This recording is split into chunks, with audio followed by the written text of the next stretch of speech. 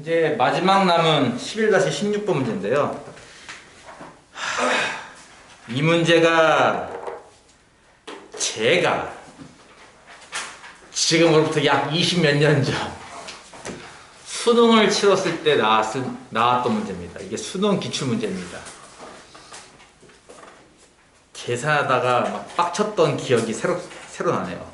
새록새록 다시 납니다. 왜 빡치는지 볼게요. 오른쪽 그림은 직사각형 모양의 어느 극장의 평면도입니다. 중앙 무대의 폭은 6m, 무대 좌우 양끝점에서부터 객선하다의 한 점 X 이은 선분이 이루는 각을 세타라 할 때 15도에서 30도 이하 자리에 1등석을 놓으려 한다. 그 넓이를 구하여라. 극장 전체에 일단 길이가 나와 있습니다. 11-16번.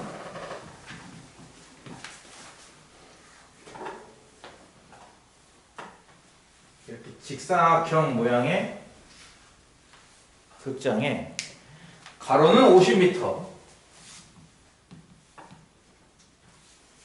세로는 30m죠. 무대가 어디 있는가 봤더니 무대가 그 12m씩 떨어진 가운데 6m만큼이 무대예요. 이런 식으로 이만큼이 이제 무대인 거죠. 6m, 위쪽으로 12, 아래쪽으로 12. 무대가 이제 한눈에 들어와야 무대 전체를 다 즐길 수 있으니까, 그렇지? 적당한 거리에 떨어져서 이 무대를 양끝을 바라보는 이 각을 세타, 일명 시야각 이렇게 부르는 건데요. 시야각. 한쪽 끝부터 반대쪽 끝까지 내가 눈을 몇 도나 벌려야 되는 건가에 관련된 거죠. 인간은 눈알이 이렇게 앞에 달렸잖아요. 이렇게, 그쵸? 그래서 이제 왼쪽 눈알로는 예를 들어서 얘부터 얘까지 볼 수 있다. 오른쪽 눈알로는 얘부터 얘까지 볼 수 있다. 그래서 양눈으로 볼 수 있는 각은 이만큼. 여기에 물체가 있으면 되게 또렷하게 잘 볼 수 있는 게 생기고요. 이쪽에 이렇게 위치하게 되면은 이제 한쪽 눈으로밖에 안 보인단 말이에요. 고개를 돌리기 전까지는. 하지만 이해가죠? 그래서 이제 잘 안 보이는 영역이 있는 거죠. 이렇게 있으면. 여기 넘어가 버리면 이제 아예 안 보이고요. 눈알을 아무리 이렇게 굴려도 안 보이고요. 이렇게 하면 이제 보이기 시작한다. 근데 한쪽 눈은, 오른쪽 눈으로만 보면 안 보여. 여기까지 와야 보이거든. 왼쪽 눈은 보이는데. 이게 양시야가. 이런 거죠. 인간은 이 양눈으로 보는 각이 넓은 편이에요. 물고기는 좀 좁은 편입니다. 물고기는 이렇게, 이런 느낌이에요. 그러니까 양눈으로 보는 각이 되게 작아요. 한쪽 눈알로는 뒤까지 볼 수도 있어요. 이렇게 넙친가? 그런 거죠. 어쨌든 무대가 이렇게 다 양눈에 들어와야 잘 보일 테니까, 그렇지? 고개를 돌리는 일이 없더라도. 예를 들어서 니들이 이제 극장 같은 거 와서 맨 앞에 1열에 앉으면은 극장이 잘 안 보이잖아요. 그 영화가. 안 그래요? 시야각이 너무 커지니까 이게 안 보여요. 그치? 이렇게 봐야 한단 말이야. 드리번. 이렇게 자막 같은 거 나오면 자막 봤다가 화면 봤다가 이래야 한단 말이지. 이제. 그게 이제 각이 안 맞아서 그런 거죠. 그래서 이 각이 되게 중요하다는 겁니다. 물론 거리가 너무 멀리 있으면은 각은 좁죠. 한눈에 다 들어오죠. 너무 작아가지고 무대의 주인공은 안 보이겠지만, 반대로 이제 가까이 가면은 무대 주인공은 크게 보이겠지만 무대 전체가 보이잖아요. 그냥 그 사람만 보이죠. 이해 갔죠? 근데 그걸 적당히 정하는 거예요. 15도에서 30도까지 하고. 예를 들어서 15도, 그건 이해 갔죠? 멀리 갈수록 각은 좁아져요. 그쵸? 시야각이 좀 좁아진다는 거예요. 멀리 갈수록. 가까이 가면은 시야각이 넓어지고요. 예를 들어서 15도 되는 점들을 쭉 찾아볼까? 하면은 그 15도 되는 것들이 전부 다 이런 원위에 있게 될 거예요. 왜냐면 원주각 개념이기 때문에 그렇습니다. 이해가요? 이 시야각이 15도란 얘기는 중심각이 15도라는 느낌. 이러면 안 되는데. 여기에서 이렇게 봐보면 원주각이 15도라는 게 이렇게. 무슨 말인지 이해가요? 이렇게 15도. 크게 그랬어요, 일단. 뭔 말인지 이해가요? 그러니까 요 끝에서 쳐다보면 15도인데, 요 원주를 따라 움직여도 똑같은 각 15도 아닐까요? 무조건? 예. 그래서 이제 요렇게 15도 되는 거. 그러니까 요거보다 멀리 벗어나면은 시야각은 15도보다 작아지는 거죠. 중심각으로 본다면 30도 해당하는 거라고 보면 됩니다. 그래서 시야가 15도가 딱 요 선에 해당하는 위치라면 더 멀리 가면 15도보다 작다. 근데 문제에서 뭐라고 했어? 15도 이상 돼야 한다고 했기 때문에 아마 이 원 내부로 들어가줘야 쳐다보는 각이 15도보다 커질 거예요. 이해가요? 반대로 시야각이 30도가 나오는 것도 마찬가지인 게 이런 식의 이제 원주 위에 있을 거란 얘기예요. 예를 들어서 이렇게 쳐다본 각이 30도면 이 원주 위에 다른 점을 잡아도 다 30도 아닐까? 이해갈까? 이해가요? 그러니까 중심각으로 보면 60도짜리. 이해가? 그래서 1등석의 위치는 어디? 원주각 30도 나오는 것보다는 외부, 원주각 15도 나오는 것보다는 내부에 해당하는 거고요. 무대 이 뒤편은 구할 필요가 없기 때문에 이 뒤편을 제외한 이쪽이 될 거예요. 여기에다가 이제 1등석을 놓겠다 이런 거죠.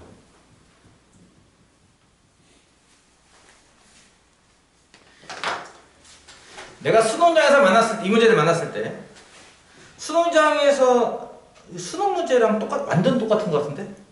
원래 여기 정석의 기출이 일부는 수능 문제를 이렇게 변형한 것도 있는데 이 문제는 수능이랑 똑같은 것 같긴 해요. 객관식이었습니다, 참고로. 근데 이거 풀면서 제일 짠났던 게 뭐냐면요. 여기까지가 이해를 했어. 구했어, 여기까지는. 아, 이런 걸 구하는 거겠구나 싶었어. 이 문제에서 짠나는 게 뭔지 알아요? 과연 이 원이 이 폭보다 좁은가라는 거예요. 무슨 말인지 이해가요? 극장의 폭이 좁으면 위아래로 이렇게 잘립니다. 원의 일부가 잘려요. 그렇죠? 그래서 그것까지도 검토를 해야 돼요, 사실은. 그러니까 내용은 이런 내용이라서 이 넓이를 찾는 게 맞지만 실제로는 이게 폭이 좁으면은 잘리지 않겠어? 그것까지 검토를 해야 되는데 그 검토하는 내용이 여기 없는 것 같은데. 검토도 사실 해야 돼요. 과연 저 원의 바깥쪽 원의 지름이 30보다 작은 게 맞느냐라는 걸 해야 됩니다. 그리고 구하는 것도 좀 귀찮긴 해요. 원주각 개념을 알겠습니까? 일단 한 현을 고정시켰기 때문에 원 위에 임의의 점을 잡았을 때 이 값은 항상 15도 될 것이다 라는 거예요. 큰 원부터 구해볼까요? 큰 원? 큰 원은 이런 거죠. 요 현의 길이가 이제 6이고요. 그렇죠? 이렇게 원주각이 15도 나올 때, 이렇게 중심각을 본다면 이게 몇 도 나올 때? 30도 나올 때고요. 이 반지름의 길이를 모르니까 일단 반지름을 R로 놓읍시다. 이렇게. 저 색칠한 부분 넓이면 어떻게 구하면 될 것 같아?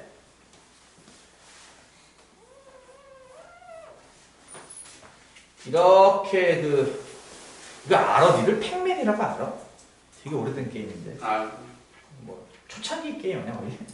수십 년 전 나왔던 그 팩맨 여기 입 벌리고 있는 모양 플러스 삼각형 넓이를 구해서 전체 넓이를 구한 뒤 안쪽도 마찬가지죠, 그렇죠? 요 팩맨 입 벌리고 있는 모양 플러스 삼각형 넓이만큼을 빼주면 색칠한 부분을 나올 것이다. 무슨 말 이해가죠? 이 왼쪽에 빠지는 이 활골은요 모양이 달라요, 그렇죠? 왜냐면 반지름의 크기가 다르기 때문에 이해가 무슨 말인지? 바깥 원이랑 안쪽 원이랑 반지름의 크기가 다르기 때문에 이쪽 왼쪽에서 잘려 나가는 활골의 넓이도 달라지는 겁니다, 둘이. 이건 따로따로 구하셔야 돼요. 그래서 전체 넓이에서 빼면 되는 거 아니에요? 하지 마시고.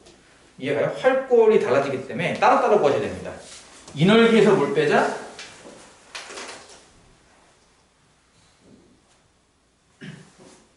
요걸 빼자 이거죠.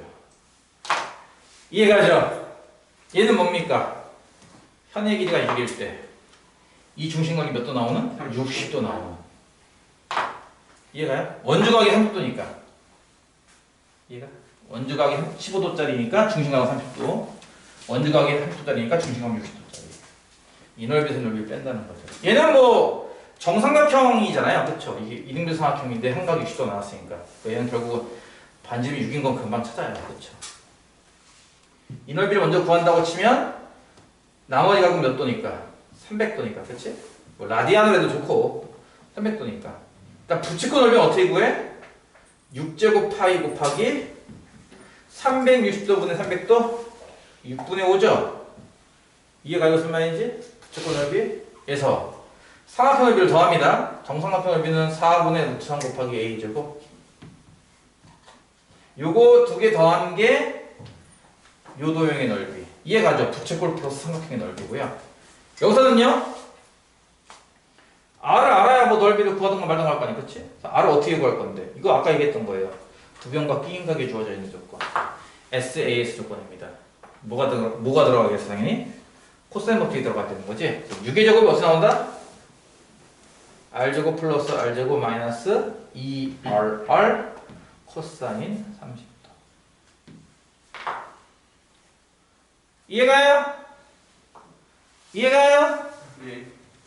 그럼 여기서 보면은 36은 2R제곱이고 이게 얼마야? 2분의 루트 3. 그럼 이거 약분시켜도 루트 3이 하나 남네? 그쵸? 그러면 2 빼기 루트 3의 R제곱이 36이니까 R제곱이 얼마예요? 2 빼기 루트 3분의 36 유리화하면 이렇게 되겠지? 그래 안 그래야? 예. 근데 뭐 하라고 원래는? 이 값이 넘어가면 안 된다 이거죠. 아니 얘가 안 넘어가는 거 금방 이해하지 않아? 얘는 어차피 지름이 12밖에 안 돼. 12 해봤자 뭐 가운데 기준으로 12 해봤자 안 다를 거냐 안에 바깥에 있는 거는 닿으면 안 되잖아. 닿으면 난리 나는 거야 이제 계산하다가. 그치? 확인해야 되는 거지. 원하는 스트레스 받는 거예요. 이중근으로 쓸 것인가 근선값을 쓸 것인가. 왜냐면 생각해봐. R이 15로 넘어가면 안 돼. 여기다 루트 씌우는 게 15 아니야? 그러니까 루트 씌우는 게 R이잖아. 그치? R 제곱으로 비교하면 얼마야? 225네? 15의 제곱이니까. 그치? 이게 225랑 대소가 어떻게 되는지 판단을 해야 한다니까 이게. 그 왕짜증이에요. 이해가요? 이게 약 1.7? 이거 2라고 놓고 쓰면 얼마냐? 4 곱하기니까 64, 24, 30, 144. 와! 작다! 그치? 그러니까 원이 안에 그려지는 게 맞아. 이해가? 다행스럽게도. 어쨌든 그렇고요. R제곱 값을 구했는데 R은 못 구하긴 하겠네요. 여기서 다시 루트 씌우는 거니까. 근데 R이 필요 없긴 해요. 왜냐면은 바깥쪽 부채꼴 넓이 어떻게 구해? 파이 R제곱. 그냥 R제곱 일단 쓰자. R제곱 파이에 360도분의 330도만큼. 이게 얼마야? 12분의 11인가? 맞아요? 맞아요? 부채꼴 넓이. 그 다음에 플러스 삼각형 넓이 2분의 곱하기 R 곱하기 R 곱하기니까 R제곱에 사인 30도예요. 그쵸? 그래서 지금 보다시피 R보다는 오히려 R제곱이 더 간단할 거예요. 그래서 R제곱에 나오는 이 숫자를 여기다 대입하면 되는 거죠. 어휴, 세상에 어떡하면 이거를. 12분의 11 곱하기 요거 36 곱하기 2 더하기 루트 3의 파이. 그 다음에 요거는 2분의 1이니까 4분의 1이네 합쳐서 4분의 1 곱하기 R제곱 36 곱하기 2 루트 3. 이거 두 개 더한 게 이제 요 왼쪽 도형 넓이가 되는 거죠. 약분하면 이제 3 남으니까 33 되겠네? 30, 이거 어떻게 돼? 이거 33에 2 더하기 루트 3 파이에서 이건 9 남지? 9에 2 더하기 루트 3에서 이거 빼면 돼요. 이렇게. 안 할게요. 나머지 계산은. 그러니까 이게 수동나 이걸 딱 보면 어떨 것 같아 느낌이? 멘붕 와요. 숫자가 이렇게 더럽게 나오기는 거의 처음 아니야? 그치? 계산은 이제 뭐 파이 있게 알아서 소거하고 루트 3끼리 소거하면 되겠죠 이제. 풀다가 막 정말 짜증났던 기억이 나요. 특히나 이거 아까 했듯이 알죠? 넘어가면 어떡하나? 막 걱정이 있어가지고 다행스럽게 안 넘어가긴 하지만 이런 식으로 이제 구하는 문제입니다. 옛날 수능 문제입니다. 이렇게 해서 일단 기본 문제를 다 풀어봤고요. 연습 문제가 총 29개가 있거든요. 11단원. 앞에 10단원도 안 했죠? 10단원 21개인가? 17개? 17개였어요? 17개. 10단원 17개랑 11단원 29개. 와. 46문제에 대한 연습 문제 풀이는 다음 주 토요일에 하도록 하겠습니다. 알겠죠? 다음 주 토요일에 이것도 할 거고요. 여기에 맞춰서 샌도 풀어오시면 돼요. 그러니까 삼각함수 끝까지 다 풀어오시면 됩니다. 쉽게 말해서 상사가 끝났으니까. 저번 주에 미리 얘기했잖아요. 이거 저기 조사모사라고. 그때 10단원을 하던가 나중에 하던가. 어쨌든 11단원이 문제가 굉장히 많기 때문에 저번 번 숙제 안 하신 분은 이제 숙제 하시느라 일주일을 꼬박 새겠죠? 그럼 뭐 니들이 결정한 거니까 알아서 하시고요. 다음 주 토요일 날 연습 문제 2개 단원 문제 풀이 하도록 하겠습니다. 그 유제 같은 것도 질문 있으면 하세요. 난 뭐 질문하는 것들은 다 들어주니까 유제도 질문하시고요. 자, 이렇게 해서 일단 크게 또 한 단원이 끝났죠? 여기까지가 초월함수에 관한 얘기입니다. 지수함수, 로그함수와 사각함수까지. 나중에 미적분 들어가면은 각종 뭐 미분하는 법, 적분하는 법 하면서 초월함수에 대한 얘기를 할 건데 그거 하기 위한 이제 선행 단원을 마친 거죠. 나머지 12단원부터 15단원까지는 이제 수열 관련된 거고요. 수열 관련된 거 지금 뭐 열심히 할 필요는 없긴 하겠지만 그래도 시간 남았는데 그냥 멍하니 있는 거보다 낫잖아? 그냥 하는 게 수열을 좀 할게요. 알겠죠? 많이 바라는 건 없고요. 12단원 등차 수열, 13단원 등비 수열 뭐 이렇게 있는데 등차랑 등비랑 거의 비슷하거든요. 만드는 방식이 두 개를 묶어서 일단 간단하게 오늘은 간단한 건 정도만 하고요. 자세한 거는 다음 주 한 일요일쯤 되겠죠.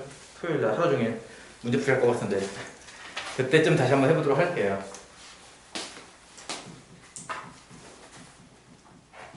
여기부터 하는 건 이제 수열이라고 해서 숫자를 쭉 나열을 할 건데 어떻게 나열한다 하면은 규칙적으로 나열한다. 이거 저기 초등학생들 대상으로 IQ 문제 같은 걸로 잘 나오던데 이렇게 숫자 쭉 적어놓고 다음에 나올 숫자는 무엇일까요? 이런 것들. 우리는 그 중에서 가장 기본 규칙을 몇 가지만 배울 건데요. 아까 했던 것처럼 수열은 숫자를 쭉 나열할 때 어떻게 나열한다? 규칙적으로 나열할 거예요.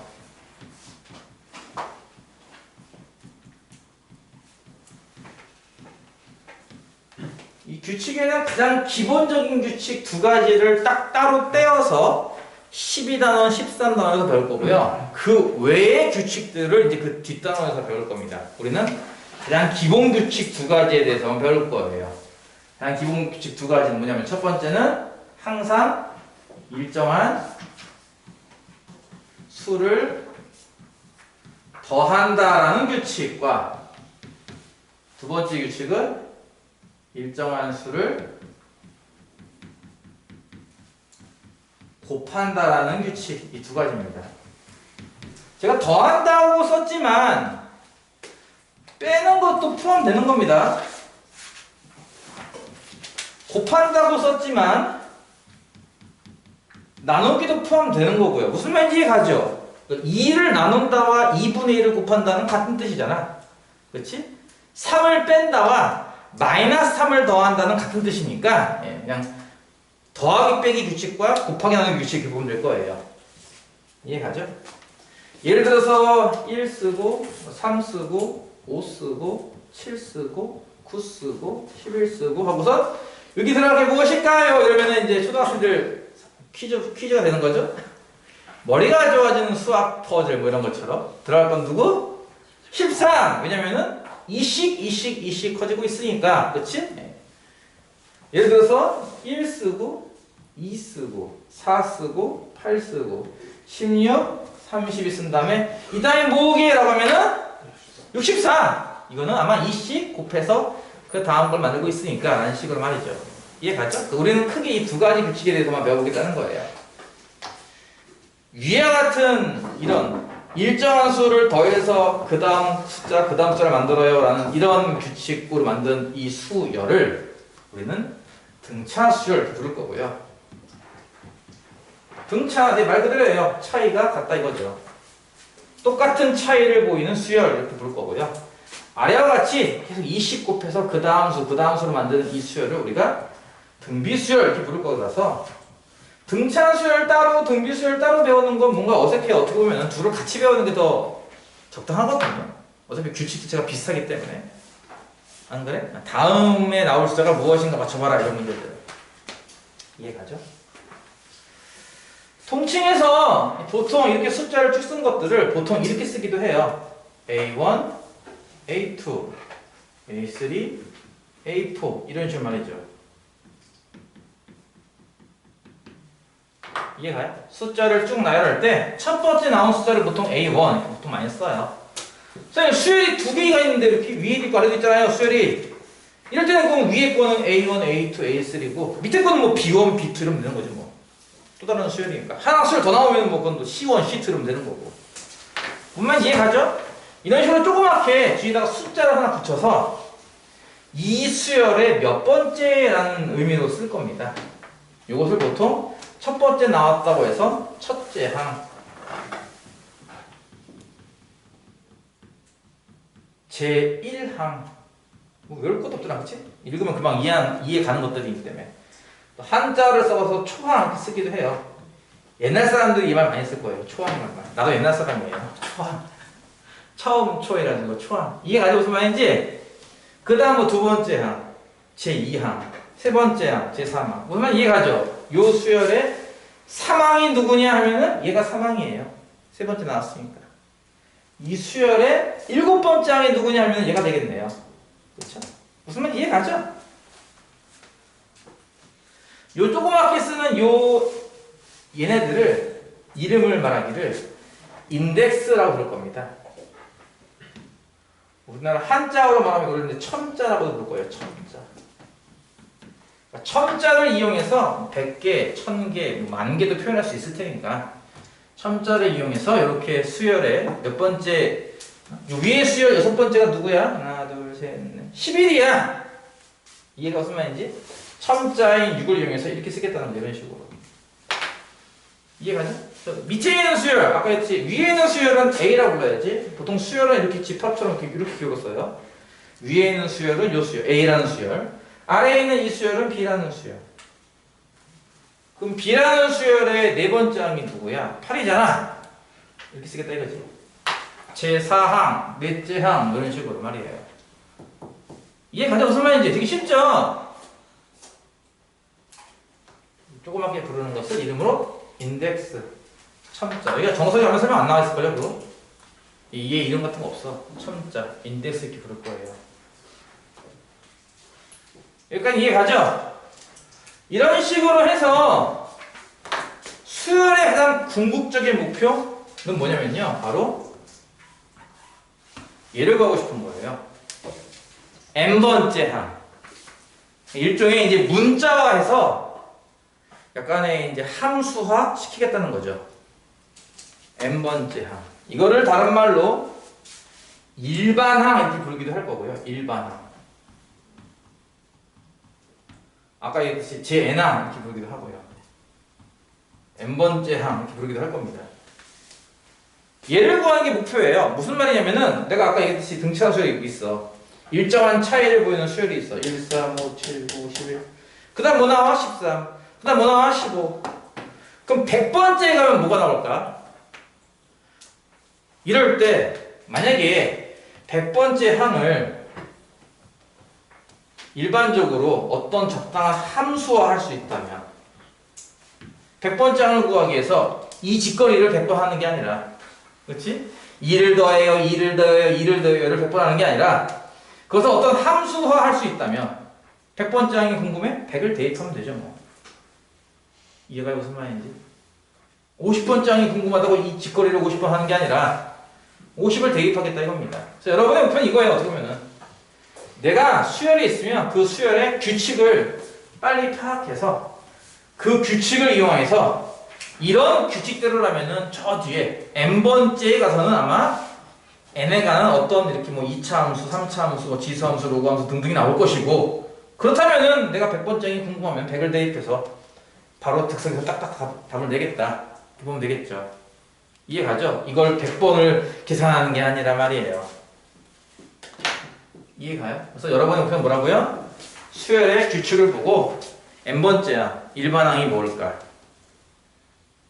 오케이? 그래서 우리는 간단하게 일단 기본적인 두 규칙인 등차 등비에 관해서 한번 일반항은 어떤 모습일까를 해볼 거고 그런 식으로 요 계산할 때 이제는 무식하게 10번 더 해볼 거예요가 아니라 대입할 거예요 하겠다는 거죠. 많이 안 할 겁니다. 등차 수열, 등비 수열, 일반항 구하는 것까지만 할게요. 등차, 등비 합쳐서 공식은 딱 7개만 외우면 되거든요. 등차 수열, 등비 수열, 이 12단원, 13단원 다 합쳐서 공식 7개만 외우면 돼요. 되게 간단해. 오늘 그 중에 딱 2개 할 거예요. 2개. 알겠죠? 자, 일단 등차 수열에 대해서 좀 해봅시다. 등차 수열. 등차 수열이 뭐라고요? 일정한 차이를 보이는 수열. 그쵸? 첫 번째 나온 게 A1. 보통 첫 번째 나온 거는 A1 이렇게 쓰기도 하고요. 그냥 더 편리하게 그냥 A라고 쓰기도 해요. 첫 번째 항만. 이해 갔죠? 첫째 항, 초항만 보통 인덱스를 생략하기도 해요. 두 번째 항은 A2라고도 쓸 수 있지만 아까 얘기했던 것처럼 일정한 수를 더해서 만든 거 아니냐라는 차원에서 본다면 얘를 A1 플러스 어떤 차이인 디퍼런스 가지고 D 이렇게 쓸 수도 있겠네요. 그렇죠? 또 다르게는 더 간단하게 A 플러스 D라고 쓸 수도 있을 것 같아요. 여기서 D만큼 커졌다 이런 거죠. 이해가죠? 그럼 세 번째 항을 우리 보통 이렇게 쓰긴 하겠지만 세 번째 항은 또 어떻게 볼 수 있어? 아까 이렇게 똑같은 수를 계속 더해서 만든 거니까 여기에다 다시 한번 D를 더했다. 이해가요? A2에다가 D를 더했다 이렇게 볼 수도 있고요. A2 이 두 번째 항 자체가 요 모양이었잖아요. 그렇죠? 그러니까 A1 더하기 D에다가 D를 한 번 더 더했다 해서 2D 이렇게 쓸 수도 있어요. 또는 더 간단하게 초항을 1이라는 숫자 무시하고 그냥 A 플러스 2D 이렇게 쓸 수도 있는 거고요. 가급적이면 여러분 헷갈리지 않게 첫 번째 항일 때는 꼭 1자기 써줄게요. 가급적이면은 헷갈리지 않게 좀 익숙해지면 그 다음부터는 A1에서 1 생략하도록 하겠습니다. 그 원순위인지 아닌지 좀 판단해 볼까요? 네 번째 항은 당연히 A2라고 쓸 거예요. 인덱스 이용하면은. 그쵸? 얘는 어떤 느낌이죠? 하면은 여기다가 D만큼 또 커진 느낌이죠? 똑같은 숫자여야 돼요. 그쵸? 항상 D라는 숫자를 더해서 만들어야 된다 해서 그럼 A3에다 D 더한다 이렇게 볼 수도 있겠네요. 그쵸? 이해가요? A2 입장에서 어떨까요? A2 입장에서는 여기 입장에서는요. D를 두 번 더하는 거죠. 2D죠. A1 입장에서 어떨 것 같아요? 3D예요. 3D? 이해가요? 더 간단하게는 이제 A 플러스 3D 이렇게 쓸 수도 있겠지만 이해가죠? 그러면은 이제 조금 추론이 가능할까? 이렇게 가서 아까 얘기했듯이 n번째 하게 된다면 얘를 어떻게 표현할 수 있을까? 아마도 요 전에 나왔던 애가 요거 아닐까? 요 바로 직전에 나왔던 애는 얘일 거 아니야? n 빼기 1항 그치? 이 직전항, 전항 이해가? 여기다가 D를 더해서 만들었을 거예요 이렇게 그쵸? 요거보다 한 칸 더 앞에는 아마 A의 n 빼기 2겠네요 그쵸? 여기다가는 2를 더해서 만들었을 것 같아요 이해가요? 어떤 느낌인지? 쭉 한다면은 만약에 A1 기준에서는 몇 D 더했을 것 같아요? 이게 여러분이 이제 수열하면서 가장 기본적으로 해야 될 것들입니다. 바로 뭐냐면은 세야 한다는 거죠. 몇 개지 이런 것들. 이거 볼 때 여러분이 관심 있게 볼 것은 바로 이겁니다. 인덱스와 인덱스와 D의 개수의 관계예요. 사항은 얘랑도 같아요. 얘랑도 같고요. 얘랑도 같아요. 어떤 느낌인지 알 것 같아요? 이 인덱스가요. 요 인덱스와 D의 개수의 합과 일치해야 됩니다. 보다시피. 이해가요? 그러니까 예를 들어서 7항이라고 하면요. 숫자 7 나왔잖아요. 그러면 이건 1항 기준으로는 몇 D?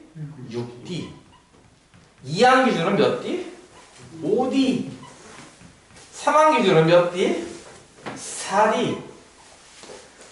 4항 기준으로는 아니지? 4항 기준으로는 3D. 3D 뭐예요?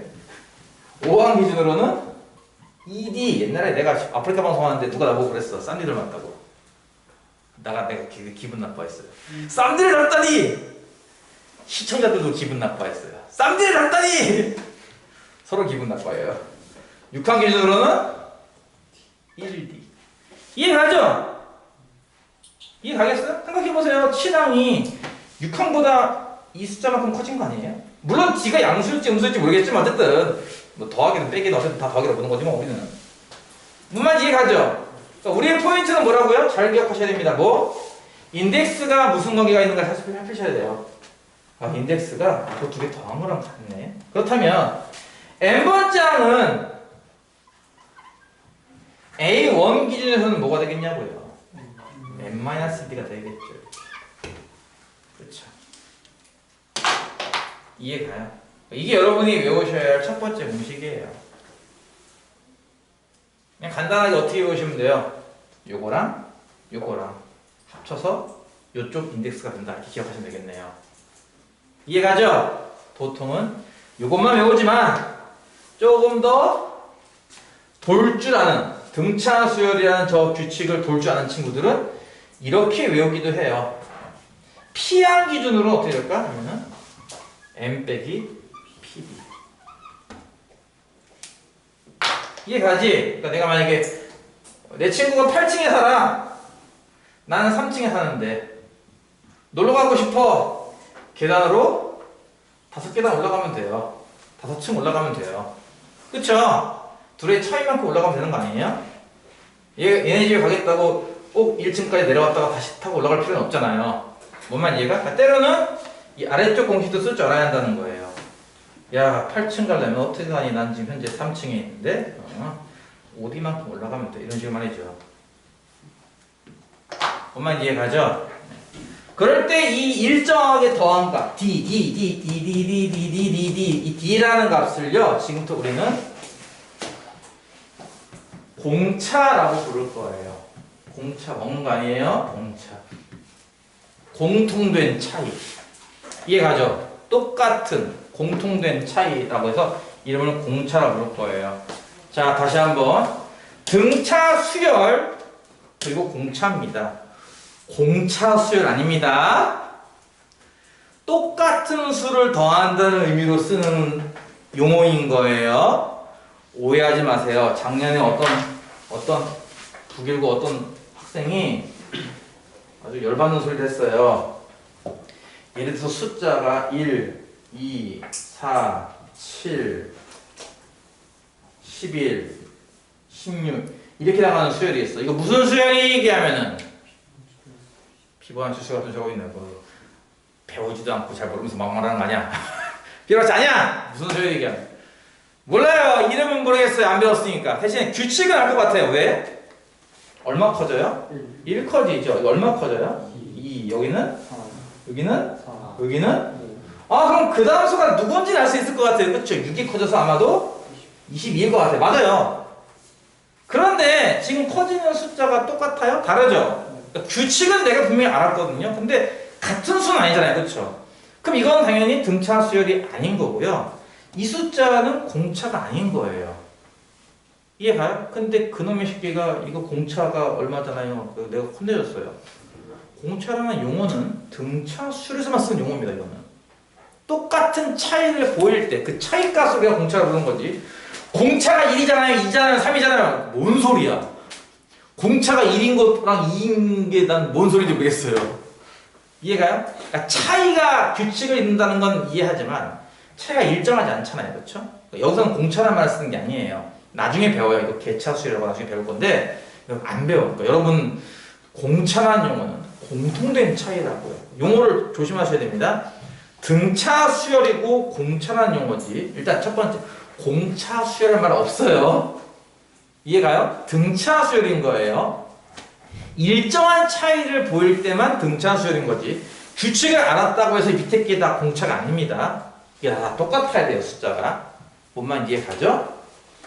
이 등차 수열의 기본 규칙은 다음과 같다. 여러분은 이 공식 좀 더 폭넓게는 얘를 외우시면 됩니다. 이게 첫 번째 공식이에요. 이거 유사한 게 뭐냐면 등비수열이거든. 등비수열은 뭐다?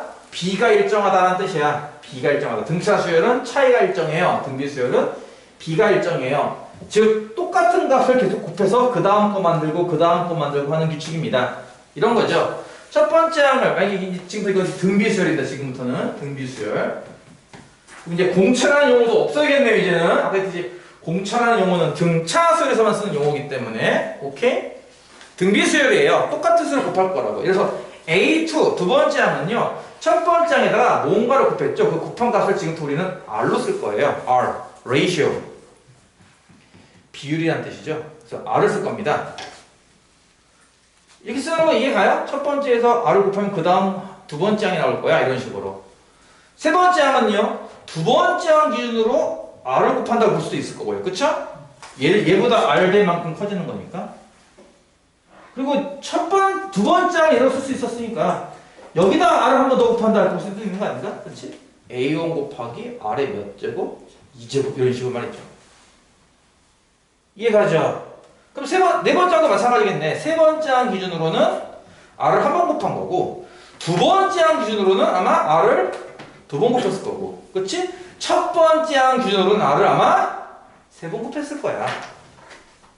그래서 이것도 마찬가지인 게 쭉 이런 식으로 이런 규칙이 계속 적용된다면 n번째 이걸 문자화 또는 공식화할 수 있을까라는 건데 공식화할 때 포인트는 뭘 것 같아? 똑같아요. 이 인덱스 4가 어떻게 나왔지 생각해보면 돼요. 4는요 이 인덱스와 R의 지수의 합입니다. 그쵸? 2와 2의 합 1과 3의 합 뭔 말인지 이해가요? 앞에 숫자가 인덱스가 하나씩 줄수록 지수는 하나씩 커질 거란 말이에요. 그러니까 이 둘의 합은 항상 일정할 거라고요. 그 일정한 값이 딱 이만큼이에요. 뭔 얘기야? 아마도 등비수열의 n번째 항은 첫 번째 항 A1에다가 아마 이 R을 n 빼기 한 번 곱했을 거야 라는 거예요.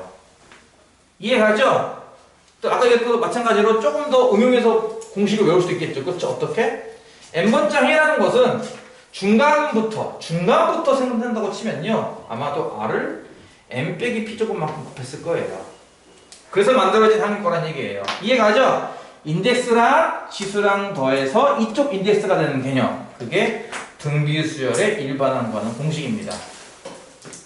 그때 이 곱해지는 값 R을 뭐라고 부르겠냐 딱 봐도 공비라고 부르겠죠. 이거를 공통된 비율이란 뜻으로 이해가죠? 그러니까 여러분이 이거 수열에 대해서 용어가 어쨌든 처음 배우는 거니까 항상 단원 시작할 때마다 용어를 새롭게 배우잖아요. 여러분이 예를 들어서 로그 같은 거 배울 때 미치다, 진수다, 그치?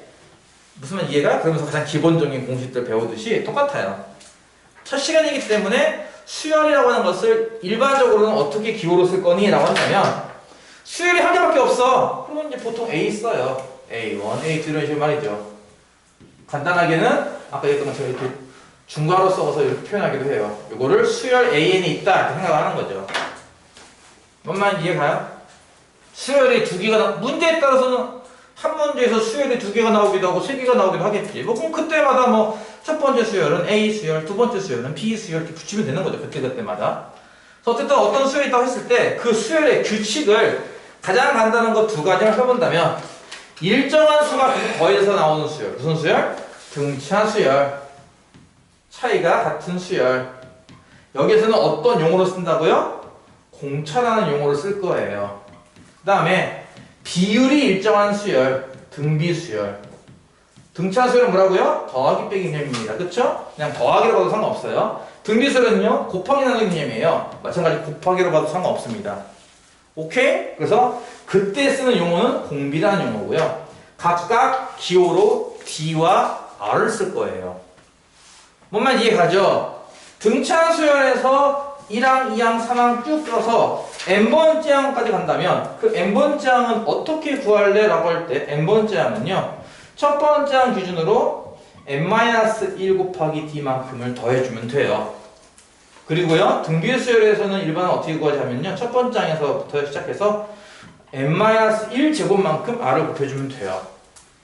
구조가 비슷하죠, 그쵸? 비슷하지 않아요? 더하기와 곱하기의 차이라서 D가 쪼르륵 더해진다, 뭐 이런 느낌 아니겠냐고. 이거 풀었으면 이런 거 아니겠어?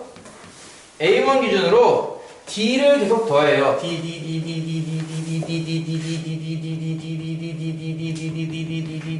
D를 총 n-1개 더해요. 이런 느낌으로 계산하는 게 등차 수열이고요. 등비 수열은요, 첫 번째 항 기준으로 R을 곱해요. 몇 개 곱해요? n-1개 곱해요. 뭔 말인지 이해가죠? 네, 이런 식으로 구성되어 있으니까 두 개를 같이 세트로 외워두기 좋아요. 등차 따로 등비 따로가 아니라 사실은 되게 외우기도 쉽고 공식이 비슷하기 때문에, 그러니까 더하기냐 곱하기냐의 차이는 알아보다시피, 그치? 그거를 수식한 거에 불과하고, 이것만 할 줄 알면 거의 대부분 풉니다. 이게 목표거든요. 간단하게 하나 해볼까요? 연습? 간단한 연습만 하고 끝낼 겁니다. 예를 들어서 1, 4, 7, 10, 13, 16 이런 수열이 있어.